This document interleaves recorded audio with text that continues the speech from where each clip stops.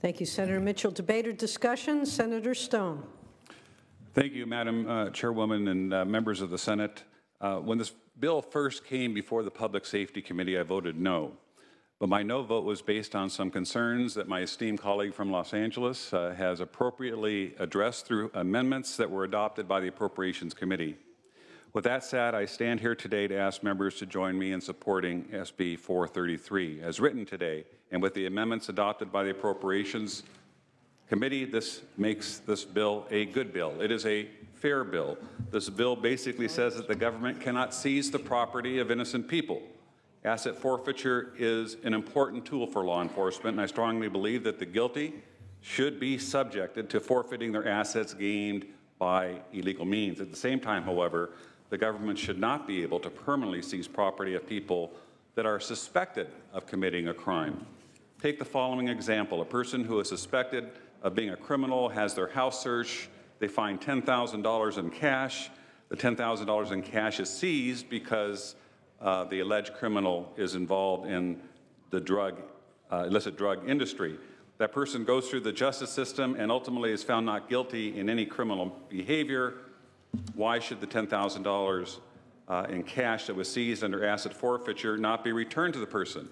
Well, the reason why it isn't returned is because the public safety agencies that were the beneficiaries of asset forfeiture had already gone through the money, and there was no money to return to the innocent victim, which is just wrong.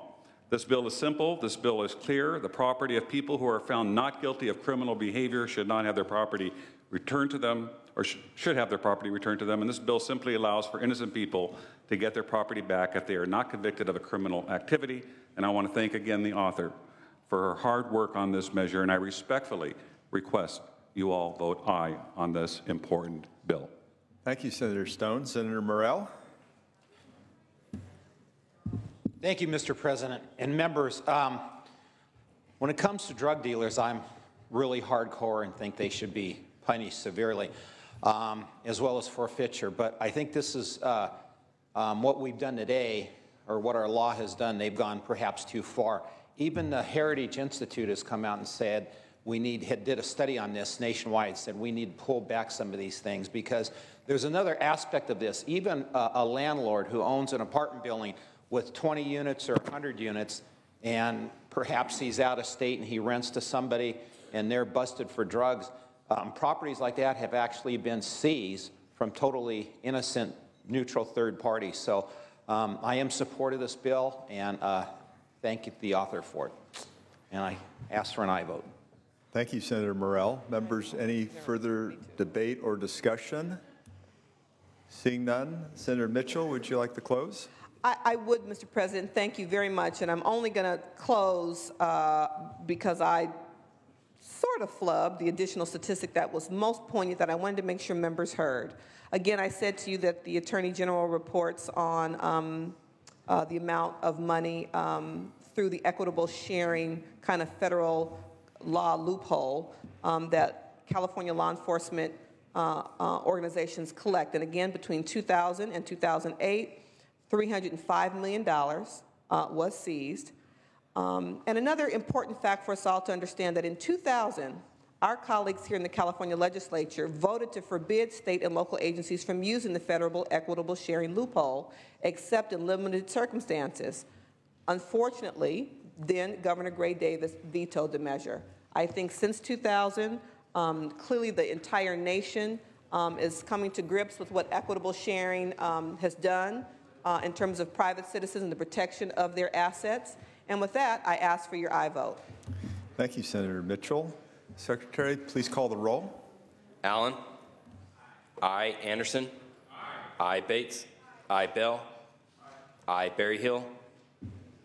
Block. Aye. Canella. Aye. De Leon. Aye. Fuller. Aye. Gaines. Aye. Aye. Galgiani. Aye. Glazer. Aye. Hall. Aye. Hancock. Aye. Hernandez. Aye. Hertzberg. Aye. Hill. Aye. Hueso. Aye. Huff. Aye. Jackson. Aye. Lara. Leno. Aye. Leyva. Liu. Aye. McGuire. Aye. Mendoza. Aye. Mitchell. Aye. Monning. Aye. Morlock. Aye. Morrell. I Wynn. I Nielsen. Pan. I Pavley. I Roth. I Runner. I Stone. I Vidak.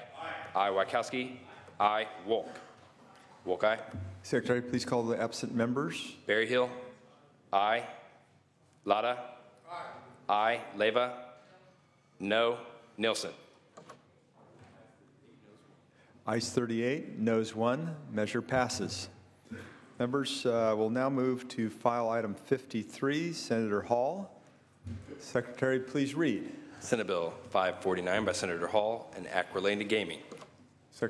Senator Hall. Yes, thank you, Mr. President and members. SB 549 would allow professional sports franchises in California to operate game day 50/50 charitable raffles to benefit California charities.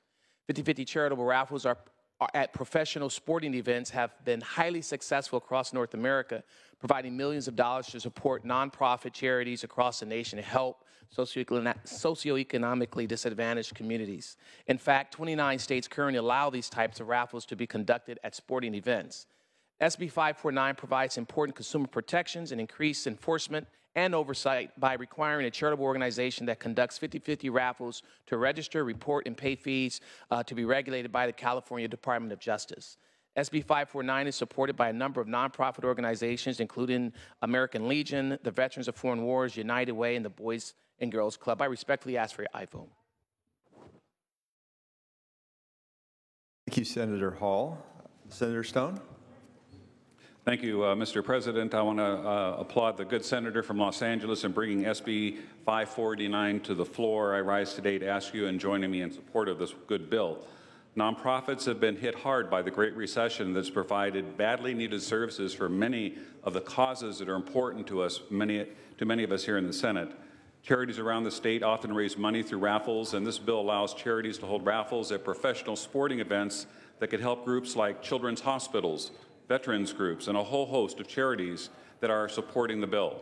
The bill is really pretty simple. It allows a charity to hold a raffle at a professional sporting game. It could be the Sacramento Kings, the Los Angeles Dodgers, the San Francisco Giants, the San Diego Chargers, or any other number of pro sports teams. The money raised at the raffle could be split up, 50% going to the charity and 50% going to the prize winner. Raffle tickets have been used by charities for years as a way to raise funds. This bill would simply allow those raffles to be held in venues where large number of people are present, which means a greater potential to help the respective charity. Further, this bill is very clear on the types of sporting events at which these raffles can be held.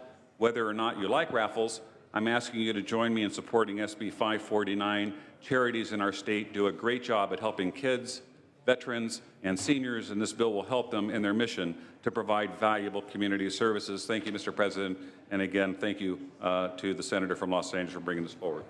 Thank you, Senator Stone. Any further debate or discussion? Seeing none, Senator Hall, would you like to close? Secretary, please call the roll. Allen. I Anderson. I Bates. I Bell. I Berryhill. I Block. I Canella. I De Leon. I Fuller. I Gaines. Aye. I Galgiani. I Glazer. I Hall. I Hancock. I Hernandez. I Hertzberg. I Hill. I Weso. Huff. I Jackson. Lada. I Leno. I Leva. I Liu. I McGuire. I Mendoza. I Mitchell. Monning. I Morlock. I Morrell. I Wynn. Nilsson. I Pan. I Pavley. Roth. I Runner. I Stone. I Vidak. I Wachowski. I Wolk. Wolk, aye. Please call the absent members. Weso. I Jackson. Mitchell. I Wynn. Pavley. Aye. Ayes 38, no 0. Measure passes. Members, would ask the Secretary to lift the call and file item 28.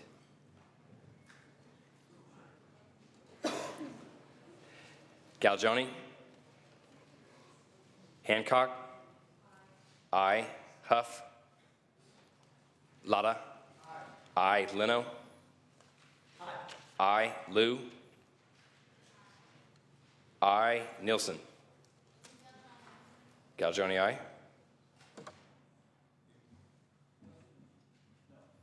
Nielsen, no.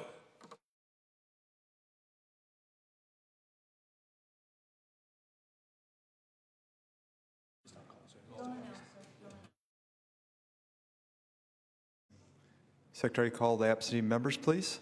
Huff. Ayes 26, noes 13. Measure passes.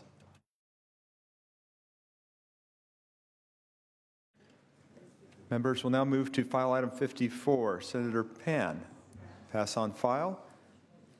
File item 55. Senator Bell. Secretary, please read.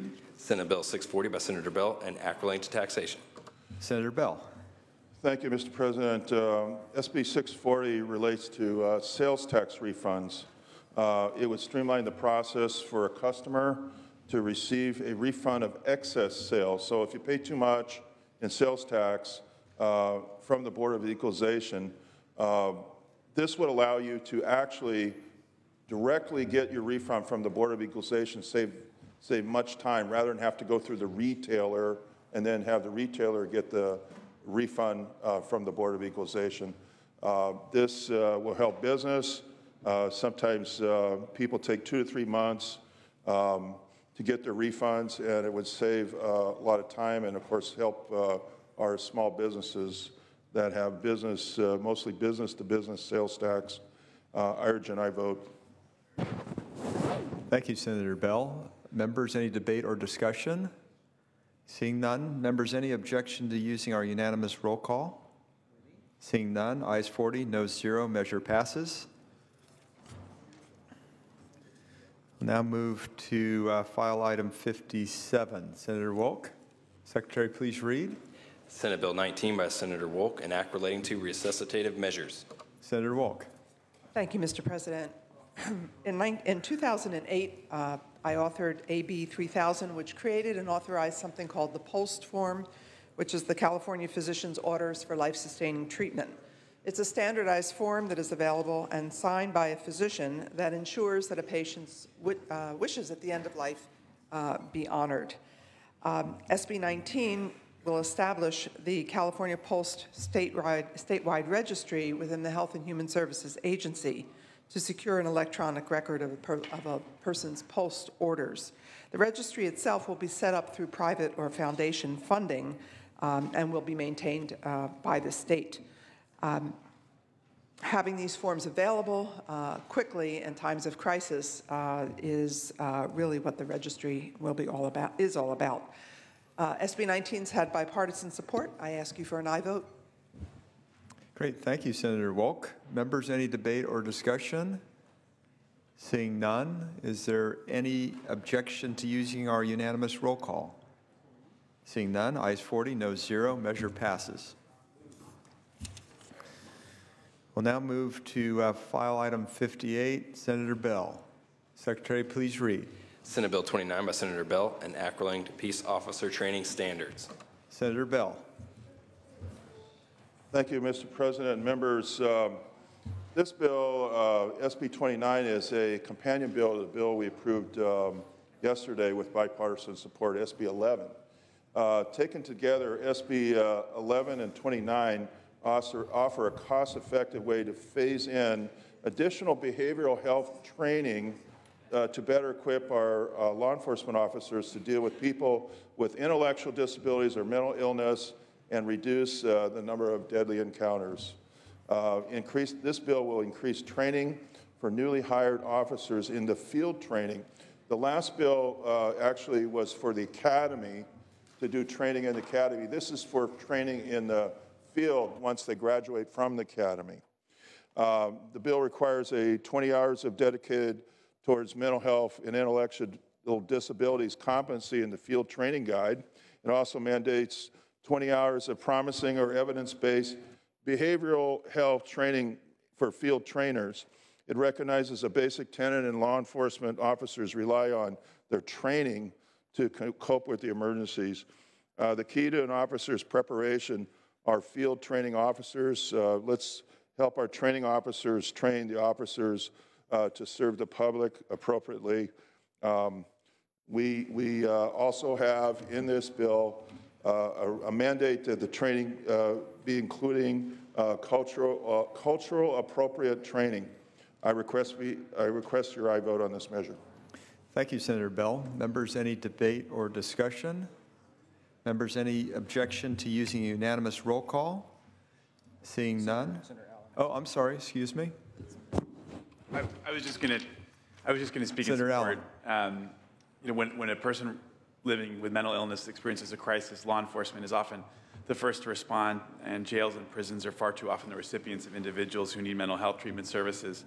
I thank Senator Bell for bringing this forward because I think it'll properly equip law enforcement to respond to situations when mental illness may be a factor. This protects both individuals experiencing mental health crisis and law enforcement officers. And I just want to particularly mention the work that's happening right now in LA County, where they're working to divert individuals with mental illness from the criminal justice system and into appropriate treatment.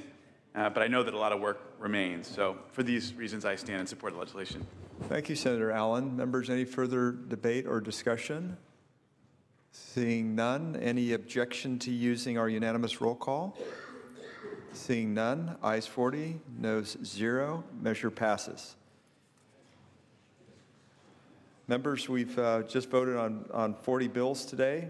We've got 20 to go. We're making good progress. So let's move on to file item 59. Senator McGuire. Pass on file. All right, file item 60. Actually, that's me. Can I bring?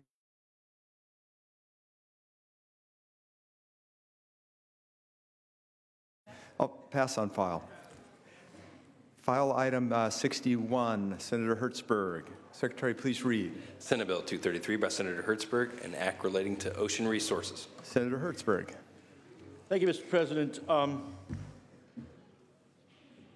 This measure seeks to amend the Marine Sources Legacy Act, and it deals with the delicate issue of offshore oil rigs, something we dealt with earlier today.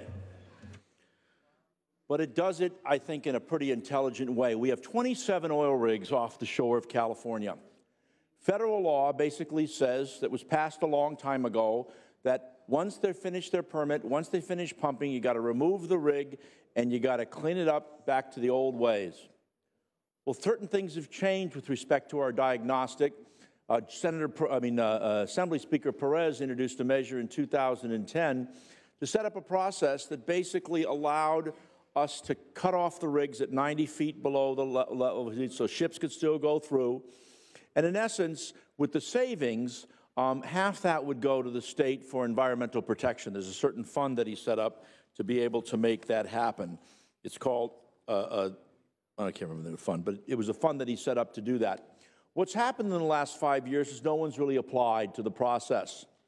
So what we're doing here is doing a couple of things that I think are pretty important. You know, I was inspired as I've been in so many places about the marine life that's been created around these rigs. It's really been quite fascinating. And Cal Poly and Scripps and other places have looked at these things. And in large measure, when you look at the net environmental effect, which is what they're required to do here, there's some significant benefits. But there's a couple of big differences. One, there were so many agencies as this initial bill was put together that it actually had a chilling effect on the ability of this getting done. So with the committees and the like, we've basically determined that the Lands Commission should be the lead agency in that regard. Two, we now have this larger dynamic of GHGs. And what's happening, quite frankly, in a lot of this stuff is that most of the steel, the scrap metal around the world is being bought up by China, which doesn't do a very good job when it cleans it up, but also the ability to move this scrap metal, which is, these are some of the largest structures on Earth, is really difficult.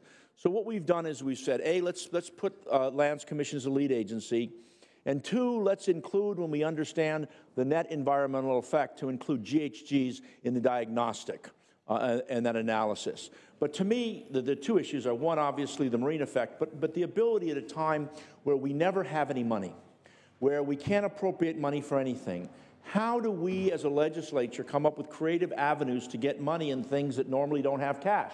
And this is a really creative way where 10% of the money goes to the general fund, the money saved, and 85% to an environmental fund to deal with marine environmental issues, things that we would normally not write bonds for or spend general fund money for. I think it's pretty creative and imaginative. Ask for your aye vote. Thank you, Senator Hertzberg. Members, any debate or discussion? Seeing none, Secretary, please call the roll. Allen. Aye. Anderson. Aye. Bates. Aye. Bell. Aye. Berryhill. Aye. Block. Aye. Canella. Aye. De Leon. Fuller. Aye. Gaines. Aye. Aye. Galgiani. Aye. Glazer. Hall. Aye. Hancock. Hernandez. Aye. Hertzberg. Aye. Hill. Hueso. Aye. Huff. Aye. Jackson. No. Lada. Aye. Leno. Aye. Leva. Aye. Liu. Aye. McGuire. Aye. Mendoza. Aye. Mitchell. Monning. Aye. Morlock. Aye. Morrell. Aye. Wynn. Aye. Nielsen. Aye. Pan. Aye. Pavley. Aye. Roth. Aye. Runner. Aye. Stone. Aye. Vidak. Aye. Wykowski. Aye. Wolk. Wolk, aye. Secretary, Hill, aye. please call the absent members. De Leon. Glazer. Aye. Hancock. No. Mitchell. Aye. Ayes 37, noes 2. Measure passes. Members, let's now move to file item 63. Oh, I apologize. Yes, we're going to go to file item 32 for Senator Lara. Secretary, please read. Senate Bill 10 by Senator Lara, an act relating to immigration. Senator Lara. Thank you, Madam Speaker, Mr. Speaker, and members. SB 10 would create the Office of New Americans and clearly define a statewide lead to assess, coordinate, streamline, and develop a comprehensive statewide strategy for our state's immigration integration efforts. It is estimated that approximately 10 million Californians are immigrants. 6.5 million are either naturalized or eligible to be naturalized, and more than 2.6 million are aspiring citizens not yet realized due to our nation's broken immigration system. In recent years, lacking federal action, Democrats and Republicans in this Capitol have been visionaries, working together to approve immigrant integration legislation, from improving access to higher education, to driver's license, to professional licenses, among other efforts. Currently, 5 states have some sort of statewide immigrant integration office: the state of New York, Maryland, Maine, Illinois, and Michigan. In fact, Republican Governor Rick Snyder of Michigan created their office, which aims to, and I quote from his executive order, grow Michigan's economy by attracting global talent to our state and promote the skills, energy, and entrepreneurial spirit of our immigrant communities. In California, we have that talent and economic activity that other states desire in our own communities. And we benefit from the immigrant workers who contribute over $650 billion to our state's GDP. And members, we can create this office in a fiscal responsible manner. I am proud to say that we have identified $700,000 by various philanthropic organizations to cover the staffing and operations of this office for the first 2 years. SB 10 will not be a brick and mortar office. It would not be an added bureaucracy. Instead, it would be a strategic hub of innovation and strategy that will ensure we don't miss opportunities to maximize our state's investment in our immigrant communities and economic prosperity. I respectfully ask for your aye vote. Thank you, Senator Lara. Members, any debate or discussion? Seeing none, Secretary, please call the roll. Allen. Aye. Anderson. No. Bates. Bell. Aye. Berryhill. Block. Aye. Canella. Aye. De Leon, Fuller, Gaines, No. no. Galgiani, I. Glazer, I. Hall, I. Hancock, Hernandez, I. Hertzberg, I. Hill, I. Hueso, Huff, Jackson, I. Lada, I. Leno, I. Leva, Lou, I. McGuire, I. Mendoza, I. Mitchell, I. Monning, I. Morlock, no. Morrell, no. Wynn, I. Nilsson, no. Pan, I. Pavley, I. Roth, I. Runner, no. Stone, no. Vidak, I. Wykowski, I. Wolk. Wolk, aye. Secretary, Leva, aye. please call the absent members. Bates, no. Berryhill, De Leon, Fuller, no. Hancock, Hueso, I. Huff.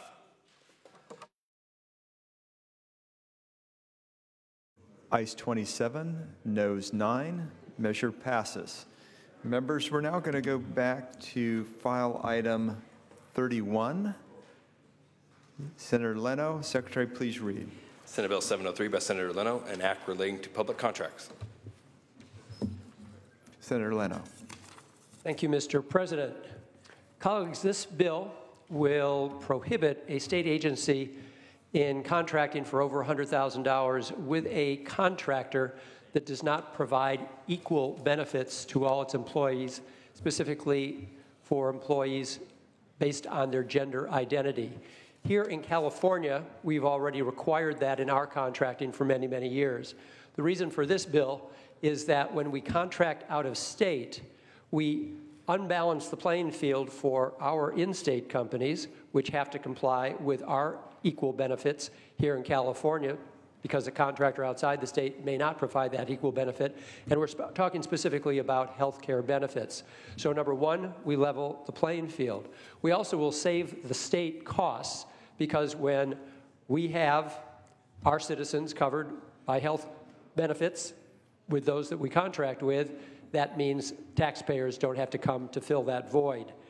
And I just want to clarify that this bill will not require any employer to hire any applicant for employment that he or she does not want. This bill will not require an employer to provide any benefit of any sort that he or she does not want. It's just given if you provide a benefit, you must provide it equally to all employees. This is about fairness, this is about equality, and I ask for your aye vote. Thank you, Senator Leno. Members, any debate or discussion? Seeing none, Secretary, please call the roll. Allen, aye. Anderson, Bates, Bell, aye. Berryhill, Block, Canella, De Leon, aye. Fuller, Gaines, no. Galgiani, Glazer, Hall, aye. Hancock, Hernandez, aye. Hertzberg, aye. Hill, aye. Hueso, aye. Huff, Jackson, aye. Lada, aye. Leno, aye. Leva, aye. Lou, aye. McGuire, aye. Mendoza, aye. Mitchell, aye. Monning, aye. Morlock, no. Morrell, no. Wynn, no. Nilsson, no. Pan, aye. Pavley, aye. Roth, aye. Runner, Stone, Runner, no. Stone, Vidak, no. Wykowski, aye. Wolk. Wolk, aye. Anderson, no. Secretary, call the absent members. Bates, no. Berryhill, no. Block, aye. Canella, Fuller, no. Galgiani, aye. Glazer, aye. Hancock, Huff, No. Stone? No. Ayes 25, noes 13. Measure passes. Thank you.